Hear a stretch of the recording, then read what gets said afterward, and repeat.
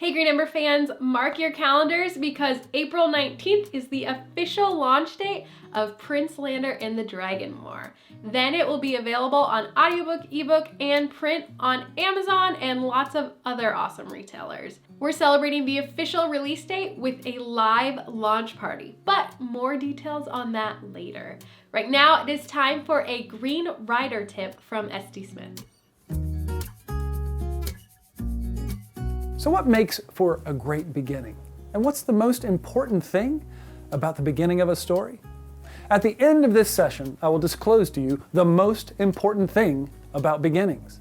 But first, I have a few other things to share.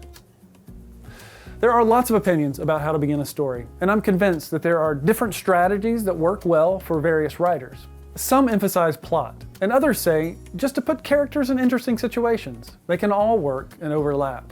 But for now, I'm going to introduce what I think is the most basic and workable method for beginning writers. The beginning is more than just the first chapter or the first few lines. It's the first section of the story. The first lines are very important, as is the first chapter. But we have a handful of chapters to accomplish what we need to in beginning our story. But what do we want to achieve? Here are a few things we want to accomplish with our beginning. Number 1, introduce a character we care about. Number 2, introduce a problem we want solved. And 3, introduce the force or forces who are going to make solving that problem hard or seemingly impossible. Here's the big insight I promised you at the beginning of this section. The most important thing about the beginning of the story is beginning the story. So begin! Try to take on board some of that advice, but don't get weighed down with rules. Get after it. Go. Begin. Speaking of a great story, check out this book recommendation from Anne. Our story begins with a poor blind boy named Peter Nimble.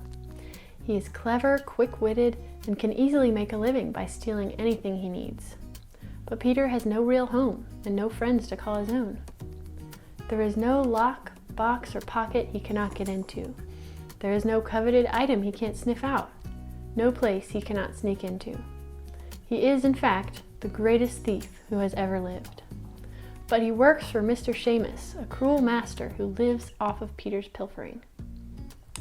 It isn't a good life or one he wants, but all that changes when he encounters a curious haberdasher.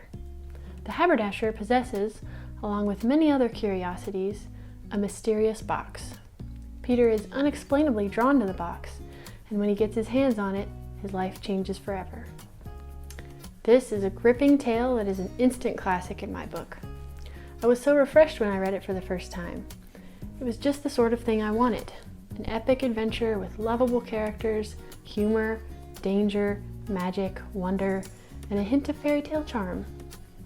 The voice of the book is also really great. It effortlessly narrates Peter's adventure in a dashing and familiar way. The audiobook is really good as well. Jonathan Auxier is one of the few authors that I trust so much that I will buy whatever he puts out, even before I read it. I'm that confident it will be good, and equally as confident recommending Peter Nimble to you. That's all for now. Be on the lookout for our next newsletter that has the details about the live celebration for the official release of Prince-Lander and the Dragon War. Sign up for our updates at sdsmith.com/updates and subscribe to this channel. Thank you for watching, and we hope that you have a wonderful week. Let's start at the very beginning, a very good place to start.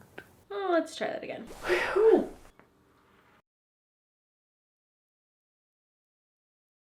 Good. Way to go. Bye.